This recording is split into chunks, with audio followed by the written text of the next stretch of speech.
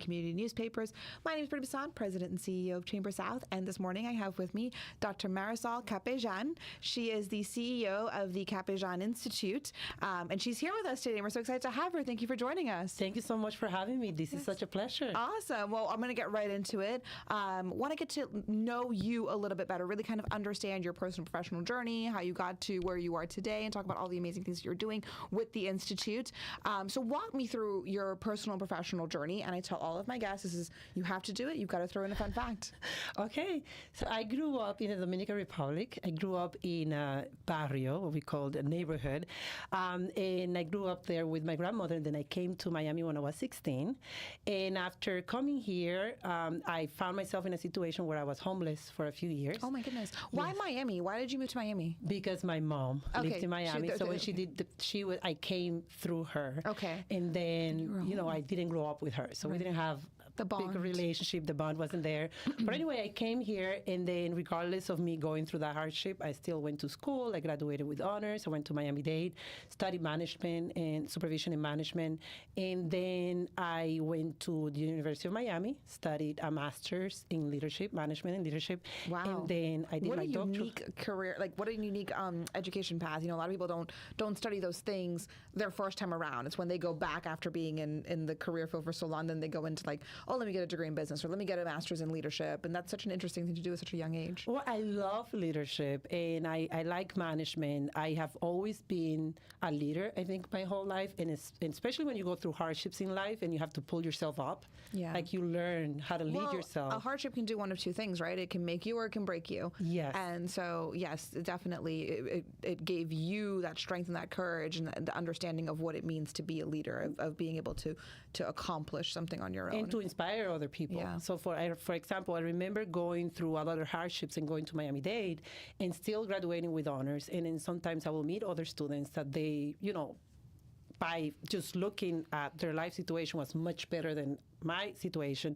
And they will usually say, I can't go to school because my car broke down. And I'm like, I'm here taking 3 buses to get to Miami-Dade. Yeah. So sometimes I will have to inspire them or tutor them. And then I really found joy on mentoring other people and telling them, well, if I can do it, you can do it. This is how you study and this is how you do this. And then the more I moved up in my career, mentoring students became mentoring professionals. And then mentoring professionals became, mentoring minorities and mentoring leaders, CEOs. So it just have been a straight path when it comes to empowering other people and make sure that they find wisdom within themselves and find the strength to continue and lead their lives so they can lead others. So it's been in different situations and maybe are called different things, but it's the same thing. It's about you leading yourself and leading others. That's so interesting and that's so unique because, again, that's not common. I mean, I've done Live with Brittnie now for a while. We've been doing this show for over a year every Friday. And so I talk to a lot of people and I hear their stories and I'm like, tell me about and they'll be like, they're someone who's a nurse, went to school for something totally outside of their field. So it's so unique to me that you had that vision and you were like, okay, this is what I want to do leadership. I want to do mentoring. I want to do that. And you just stuck with it and had that linear track. Well, I will also say that, let's say you can be a nurse, but be a leader in the nursing field. Well, leadership is a transferable skill regardless of whatever. Skill. Yes. So there's always a way. To me, I find it so unique that that's what you picked to focus on. I'm just going to broadly focus on leadership. Naturally, so I guess. And then my doctoral degree is in higher education leadership. And then my dissertation was about the career advancement of women to leadership positions. So I've always stuck in that field. Yeah. I've also liked other things. I thought, at one point in time that I wanted to go into television doing this type of work. Interesting. Right. Yeah. But life works in mysterious ways. So even though I didn't go to school for television, I do public speaking. You're on TV. And I am on TV. Yes. So it doesn't have to work maybe the path. Life can take you on a different path, but you will end up doing what you like to do because you will gravitate to that arena. So Always. That's so cool. Yeah, it's crazy. I currently the president and CEO of Chamber South, and it's public news at this point that I will be assuming the role at the Miami Beach Chamber of Commerce as president and CEO there. Congratulations. And thank you. But when I was younger, if someone had said to me like, "What do you want to be when you grow up?" Like never once in my wildest dreams would I be like, "Oh, Chamber president and CEO." Like, what is that? I didn't even know what that was when I was a kid. And so now I feel like I'm going down this career of being like a career chamber CEO, which I love because I love my job and I love what it empowers me to do. So on that note, when you were a little girl, and we forgot about our fun facts. We need to throw that one in too. But when you were a little girl, what did you want to be when you were older and like when you grew up? And how do you feel that that's really kind of shaped who you are today and what you do today? So I always had a strong inclination for education. And I will tell you that, did you want to be a teacher when you I were wanted little? to be in education because so growing up in the Dominican Republic and growing up very poor, my grandmother didn't have any money to hire a nanny, right? And she was a single mother of 5. Wow. So what she did was she put me in 2 schools at the same time, doing the same grade. So I went to school twice. We have usually 2. You either go to school in the morning or at night. In the morning or in the afternoon, I went twice to school. But I was always surrounded by That's teachers. really interesting. Yeah, always surrounded by teachers, always loved school, always won student of the year, was, always trying to be the president of the student body. So I was always in school. I lived in school. Wow. So I Kudos to your grandmother for being so creative on that too. I know, it was much cheaper than free childcare, right? Exactly. Oh my goodness. Yeah. So I always excelled in school. I was in first grade when I was 4 years old. So I've always been, in school. Ahead. And then aside from that, I also wanted to be on TV, or I was like trying to find a way of how can I use education and TV at the same time. Now we have social media and you can teach on YouTube and you can teach in companies, you can go to conferences. So it's kind of the mix of both. So I always had an inclination for school and I also had an inclination for being on camera. I just enjoyed it. Now, in the Dominican Republic, people like me weren't on television. Right. So you have colorism sometimes that plays there. And so for me, I couldn't see myself on TV. So it was like a safest choice for me to go into education. And then aside from that, I was always very entrepreneurial, always loved businesses. When I came here and I went through homelessness, I have to like fight my way up or get myself from, being homeless to get to where I am right now. You have to be very creative. You have to, manage things. You got to be gritty and scrappy, and you have to tenacity and yes. So absolutely. that's how I went into mindset. I became a coach. I coach other people on mindset, on leadership. So all of those things, I think, is not only what I wanted to do when I was little, but also my life experiences made me combine education, wanting to be on TV, and mindset together. And now I'm an executive coach and I do corporate training on mindset, leadership, and also on motivation, D&I. That's amazing. That's incredible. I'm not going to let you get out of it. What's your fun fact? My fun fact, I will tell you that my fun fact, I know that maybe this is cliche because I love education. I'm a lifelong learner. When I'm not learning about something, I will find, I just get attached to different things in life and I decide to learn about new things. Like I decided to write a book. I learned about writing and putting chapters together and how to market a book, and then next thing I don't know what's going to be. So what are you learning right now? Like what's the focus right now? So the focus right now is related to having a change in life, like how to make a change in life that is very drastic. And I'm telling you this because... Well, you're not just telling me, honey. You're telling like a bunch of people. I'm telling everyone. Just a heads up. I know it feels like a really personal conversation, but I'm like, hang on, if you're going to announce something, people watch it. So the last few clients, I've grown an interest into making very drastic life changes, and that is because some of the women that I've been coaching lately, they have hit a place in their lives where they feel like they're stuck and they want to get to the other side. And I'm like, how can I minimize the time that they feel stuck and then jump into this next area in their life, or the next, maybe it's changing careers altogether. Maybe that is changing the place that you live. Sometimes we're so afraid to just live a new life. And I'm like, you can just restart again. Oh my gosh. You are preaching to the choir right now. Oh my God. You have no idea. You have no idea the amount of changes that I'm going through in my life right now. I love it. I feel like you have a chance to start again. can, and that can be exciting. But some people see it as such a hurtful time in their life, and they feel so lost. It can be scary. It can be exciting. It can be scary. It's a mix of emotions. It's all of these things. Yes. So how do you manage your emotions through that, and how do you do that? So I feel like I've been reading a lot of books about mindset and about dealing with change and how to relate that to your family and how to build a community around it, but all around making a huge change in your life and how to get to the other side like victorious.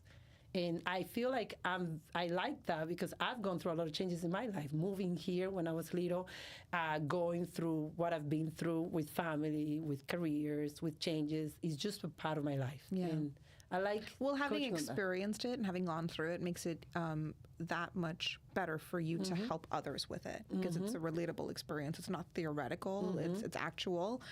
So that gives you a very unique perspective when you are trying to help and coach others through that. So I think that's extremely important. But also learning about the science behind it because that's, I think, what differentiates me in my company from other companies. Like you have the personal experience, but I also studied mindset and I studied leadership and I got certified as a coach. So I can relate to you on a personal experience, but I can also tell you this is what the science says. Yes. So that's a perfect segue because we're like bouncing all over the place because I'm just having a great time chatting with you. And I was like, please don't release any big news on the, well, if you want everyone to know about it, then tell them by all means. But I'm having a great time chatting with you. So we're kind of all over the place, but bringing it back, it's a great segue into, let's talk about the Capellan, guys, it's the white girl in me, the Capellan Institute. Let's talk about that for a little bit. Tell me about this organization that you've created, that you've built from the ground up. What is it that you do? How do you do it? Who do you serve? All of the programs in it. Like the floor is yours to talk about your life's work. So the Capellan Institute is something that was born out of love and out of necessity that I saw out there in corporate America, which is we need more responsible leaders that are in those positions not only to benefit themselves, but also to change society as a whole. So right now, we can see that based on the numbers, more women than men have been graduating from higher education. They have more bachelor's degree, more master's degree, more doctoral degrees. However, they're not represented in leadership roles. And we're telling women and minorities that they have to learn how to negotiate, that they have to learn how to put themselves first, that they have to go and network. When we are not putting that much responsibility on the leaders and the organizations that are present on the today. Systems and the processes. And the systems and the process. So what the Capellan Institute is a reflection of my own career trajectory as a Black Hispanic woman in the workspace, and then me seeing and experiences a lot of, microaggressions and these things that I just witnessed. That I was like, why are we? This is 2023, and if you are as prepared as a minority person as everyone else in the room, why do you have to fight so much to be heard, to be taken seriously, to be able to have a promotion, being paid the right amount of money? So what I do is I go to companies, and it's a range of services. So I have clients that are CEOs that want to... You do executive coaching and then you do company coaching. Yes, so I do executive coaching. We work on the vision of the company culture. How's the culture? Sometimes the company culture may be suffering because people are suffering for burnout. And then where does that come from? Does that have to do with equity? Does that have to do with how people are treated? And then we work on changing that culture and transforming the company. And how do we implement those cultural values so that people are doing what they're supposed to be doing and carry the vision of your company throughout the whole organization. And then I also have professional coaching that is based on leadership. And that's usually I have a lot of women that I help with those type of coaching because of my background in women in leadership. So I usually talk to them about what's your career plan? Where do you see yourself? And then I do training. And that training can be related into company training, where I train people on mindset and emotional intelligence, emotional behavior, organizational behavior, and how to lead a team, and everything related to management and leadership. But I also can transform into a keynote speaking engagement related to leadership or empowerment. So it's in that arena. So anything you want to learn about, like leadership and corporate management, corporate training, executive, high level stuff for not only the CEOs, but for the entire organization as a whole, you're the person to call. I am the person to call. Yeah, and then of course anything in the DEI space, diversity, equity, and inclusion is a hot topic right now, which is great. I think it's amazing that this is being talked about, that this is being celebrated and recognized. On the flip side, we've done so much work in the DEI field and diversity, equity, and inclusion, and it sometimes feels. And we're going to talk about this because we were chatting before the show, how in South Florida, because it's such a multicultural landscape, and there is so much what we might some may even consider built-in diversity, equity, and inclusion. Oh, we live in South Florida, and it's Miami, and there's all this stuff.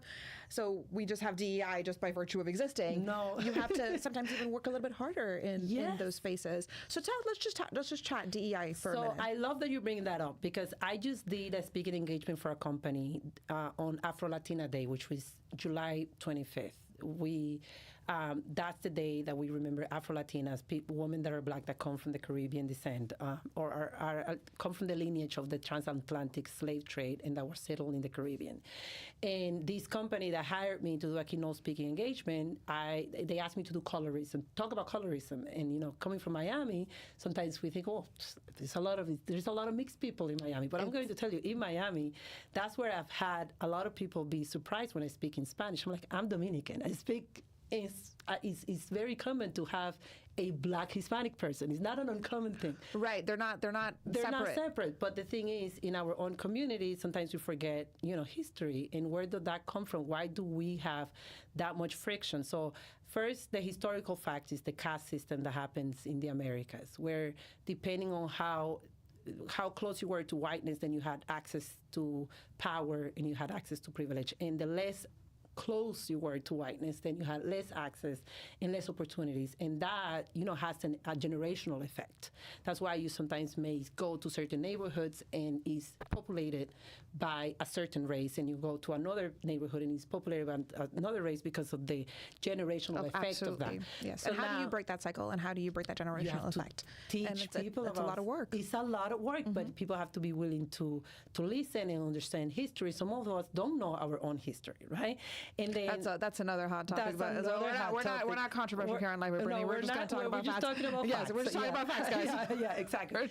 But then, now everything is very polarized. Yes. So you start talking about these topics, and people put you on a box. Exactly. And they're like, oh, you're trying to do it. And I'm like, no, this is what happens. Go open the book. But then, aside from that, what we see is that we have colorism in our own community also.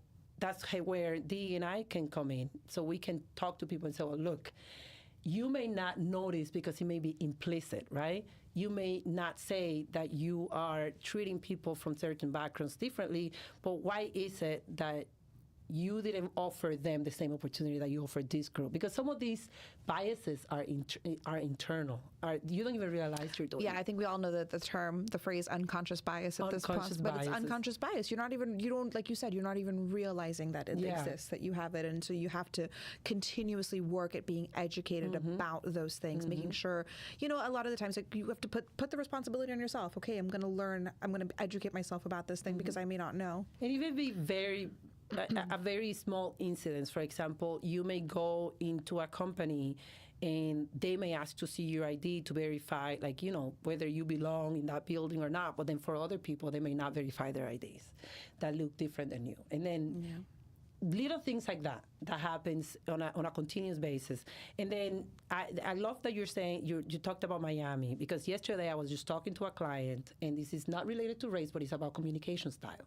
So we can all get, she was talking to me about how in her company, some people use a direct communication style. So let's say I want something from you, and I will tell you, I need this done by tomorrow. And then some people in her company, will use fluffy words, before asking you to do something. They will ask you about your family, how you're doing, how was your weekend. Well, if it's not too much to ask, can you please get this done for me tomorrow. So what happens is you have people that come from really different interesting. cultures, and then the person who's very direct may see the person who use a high context communication style. They see them as, you're just wasting my time. Why are you telling me, asking me about my day, asking me about the weekend? You don't really care. Just tell me what you need me to get done. So they get very desperate. And then the person who's very fluffy and wants to like dress everything up, my when the goodness. person who's very direct tells yeah. them, I need this done by tomorrow, they're like, that person is so rude. Like, Yeah. why did they don't care about me as a person? Yep. So that talks to you about the difference in culture. It doesn't have to be about race and gender all the time. No. Just the way that we communicate. communication styles. So that goes into diversity, equity, and inclusion. I do a whole training on cultural gosh. awareness. That's so funny. Because I can tell you, I'm that direct person. I will I'll text you and I'll be like, hey, I need a favor. Like, can you do da da da da? So we That's get it out of the way. And then you're like, yes or no, whatever. And then I'm like, oh, thank you so much. How have you been? Then I go with the fluff. Because I'm like, this person's like, why am I reaching out to them randomly? So let me just like get the ask out of the way and like now let's talk about regardless of whatever. So it's very, because that's my communication style. Exactly. Everyone, FYI. And then imagine if that person and you were to go to a D&I training about cultural communication, then when you reach to them like that, very direct, they wouldn't feel any offense because they just know that people have different communication style. Absolutely. So that's why this type of work is important. Then I went to their company and I just, you do this type of training and now they work better. And if they work better, then the company makes more money and everybody's happy. Absolutely. So there's many different ways that we can talk about D&I. It can be race, it can be color, but it can be communication style, it can be cultural awareness, it can be the way that you see power. Some people see power as something where the leader should be respected at all time and I have to look up to you. Some people see power as, it doesn't matter that you're a leader, you and I are the same. Yep. And that calls for conflict. Yep. If people don't understand that they see power differently. Absolutely. Absolutely. Wow. We could talk about this forever, but we need to kind of move things along, make sure that we're a little bit conscious of time.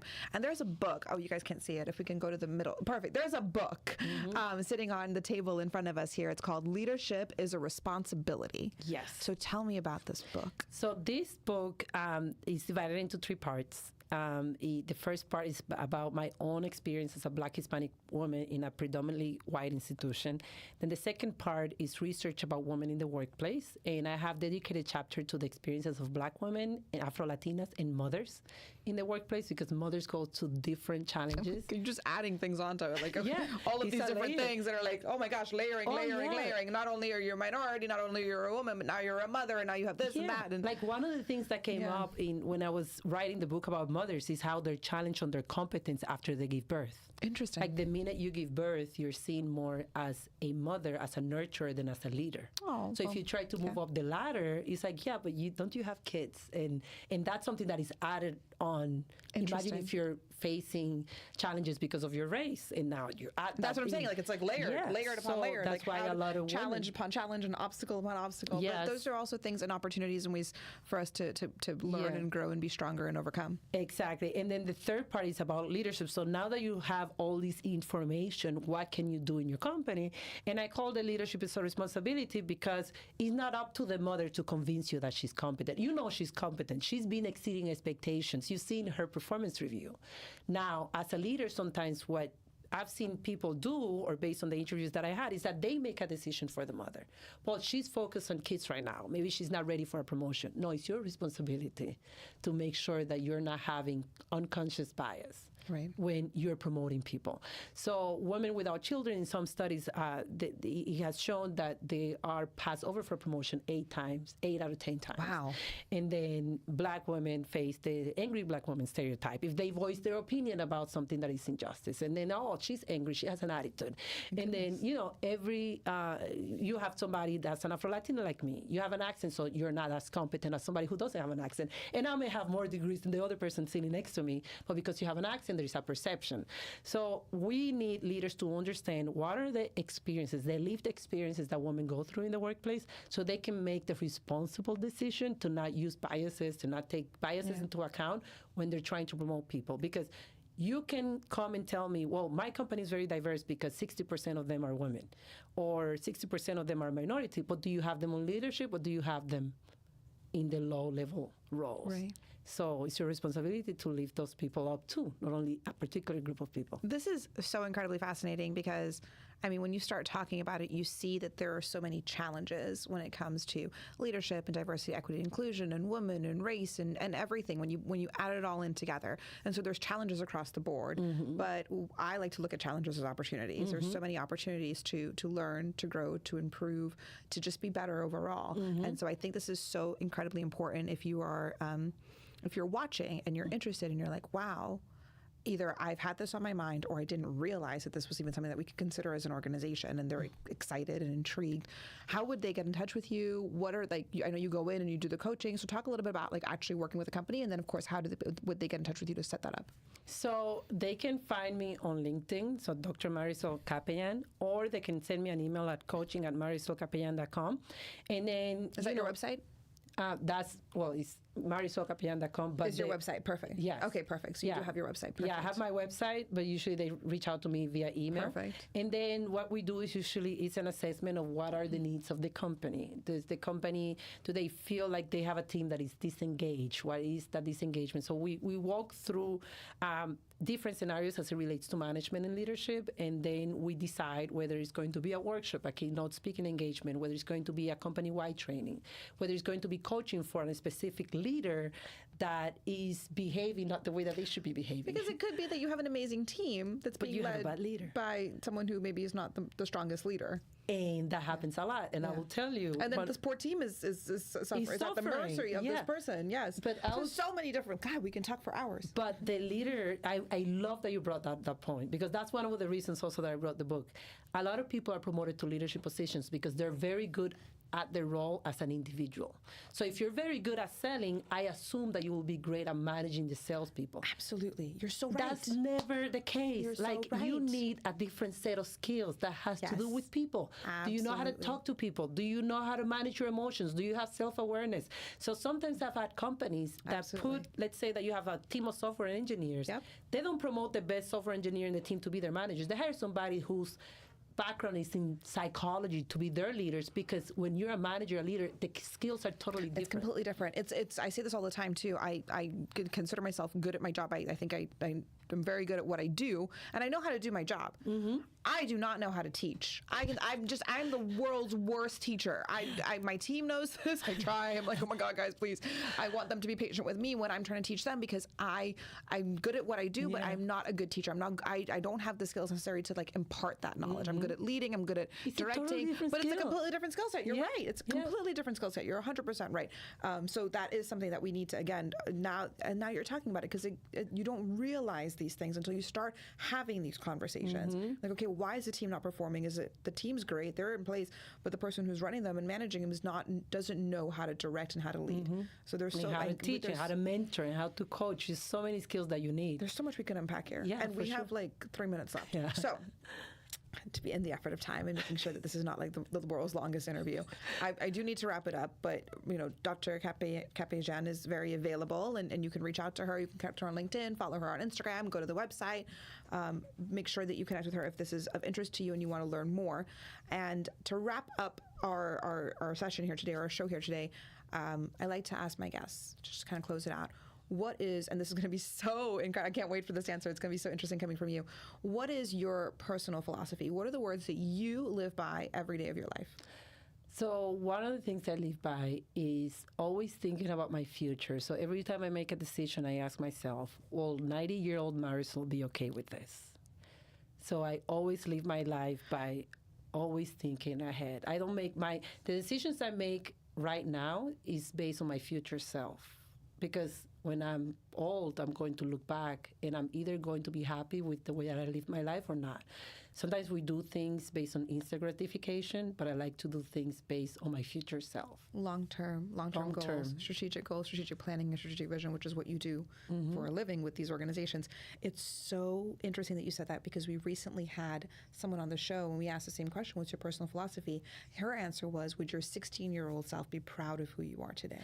Oh, going back. And so she went back in time, and you're looking forward. Both great ways of looking at it. Like, would the innocent little girl that you once were, be proud of the person that you've become today, and would your older, wiser, mature 90-year-old self be proud of who you are today. But that's something that that is what continues to make sure that your moral compass is pointing north. And that's, I think, so incredibly important, and a beautiful way to end today's show. So thank you so much for sharing that with us. Again, it's incredibly profound and powerful and so relevant in today's day and age with everything that you're doing. So again, I could talk to you for hours. I'm sure everybody else wants to talk to you for hours. So please reach out to Dr. Capellan and connect with her and utilize her services. This has been another episode of Live with Brittnie in partnership with our friends here at Miami Communities Newspapers. These shows are filmed every Friday morning at 10 a.m. So if you want to be on the next episode of Live with Brittnie, please reach out to us at Chamber South. You can call us 305-661-1621, or you can email us at info@chambersouth.com, and we will see you